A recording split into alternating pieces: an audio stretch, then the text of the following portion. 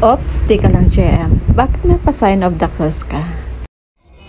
Am I really that much? Breaking these fears down. Am I? You don't really know you.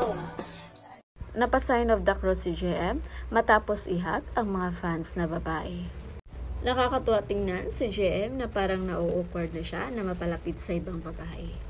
Gaya na lang nitong mall show nila na may mga babaeng fans na pinaakyat para makipag-interact kay JM. Nakailang lingon si JM sa backstage kung nasaan andon si Fiang. Sumilip din kasi si Fiang. Kaya niloloko ng mga fans si JM na todo soyo ito mamaya kay Fiang. At pati si Binsoy, parang ito pa ang natakot at kinabahan para kay JM. And by the way guys, sa bagong pa-update na lumabas na video ngayon, couple ang suot ni Fiang at JM. At bit-bit din ni JM ang bag ni Fiang.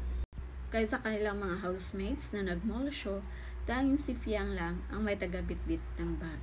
Kaya grabe, yung mga fans ng JM Fiang ngayon, walang humpay sa paayuda. At may close case na ang JM Fiang dahil nasa wallpaper na ng cellphone ni JM si Fiang.